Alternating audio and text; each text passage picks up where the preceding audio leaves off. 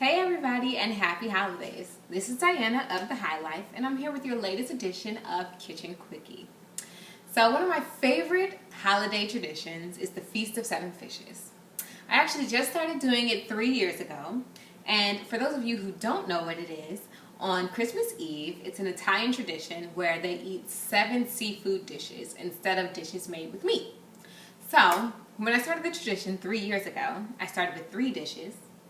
Last year I moved up to 5, and so this year I've taken on the absolute challenge of doing 7 seafood dishes. So this is the real deal.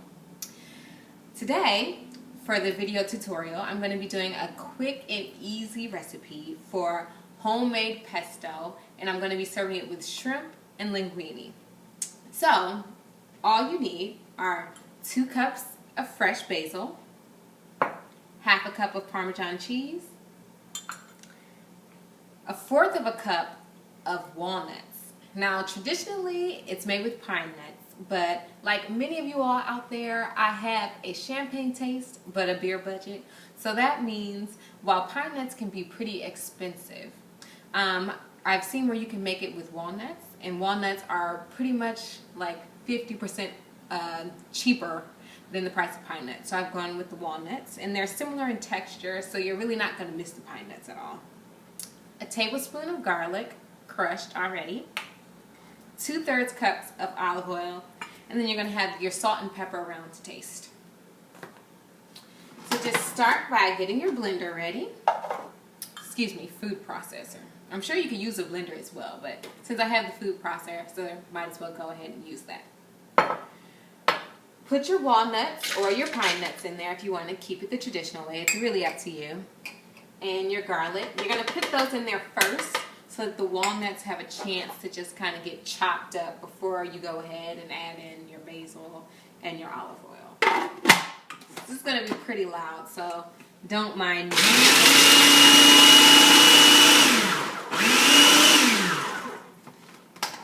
So they chopped up pretty quick because before I started I went ahead and just gave them a rough chop before I put them in the cup.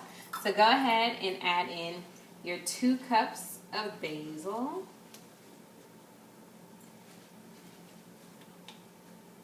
Already the smell of that basil is just so amazing. You never really understand how dynamic some of these fresh herbs are until you start cooking with them and just kind of using them on your own. And you really do just see how amazing a lot of these flavors and fragrances really are.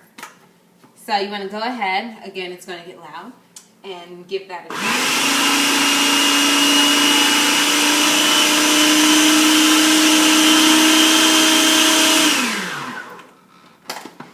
Before I add in the oil, which I'm about to do, I just want to scoop everything down from the sides so that we make sure that everything gets equal treatment here. Don't want to end up with any big chunks left on the side.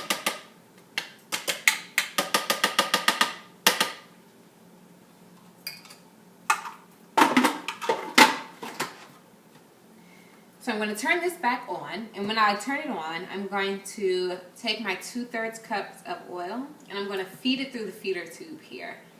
So you don't have to worry about splashing, and even though it shouldn't splash because you'll have the top on it, but just so that it can get evenly distributed.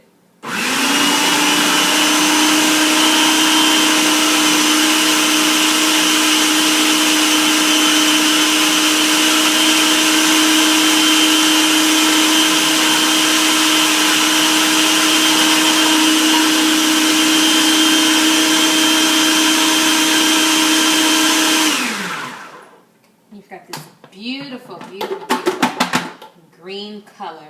This is amazing.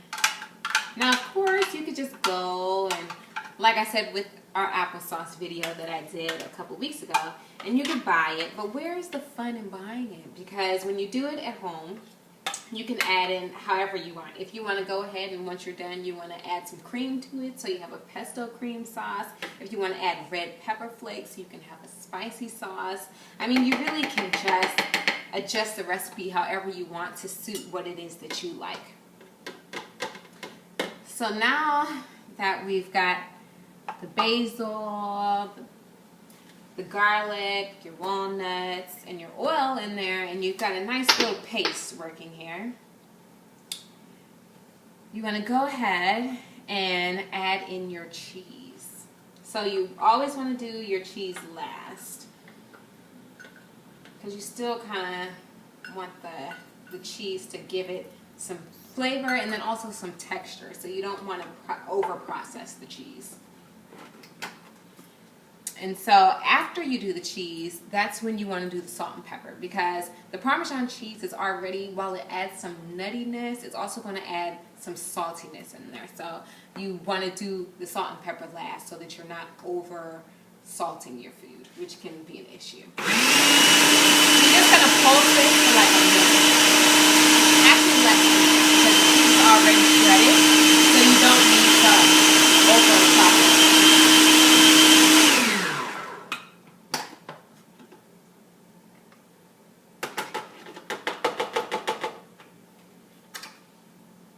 Ooh, if you guys could just smell this, it is amazing.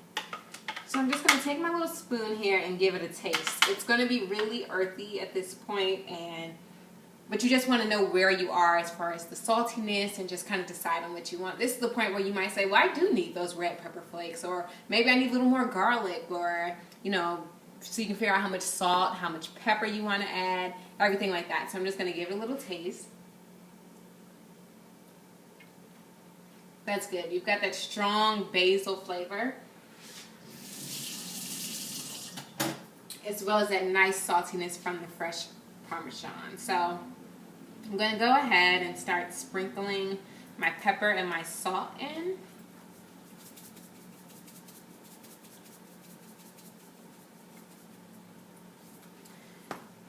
So I've probably done like a half a teaspoon of the salt there.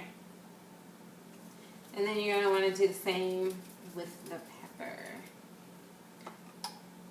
And go on ahead, put that back on top and just turn it on for a couple seconds.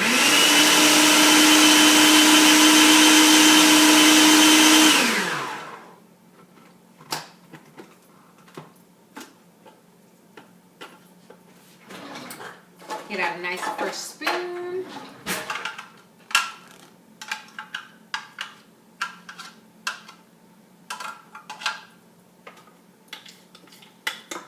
You're nice and all done. This is perfect.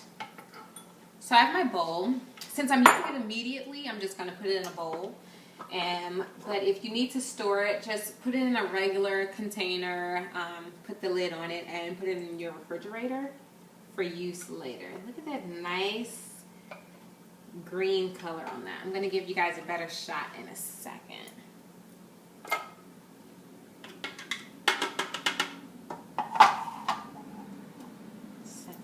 Side.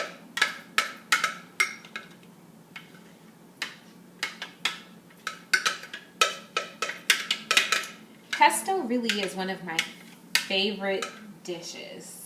I love Italian food, but I'm not a huge fan of tomato-based and marinara sauces. So pesto for me is like amazing. I love a lot of herbs and just the earthiness and the complex flavors. So pesto is like perfect recipe for me. So that's why I decided to experiment in making my own. Look at how wonderful and green that is.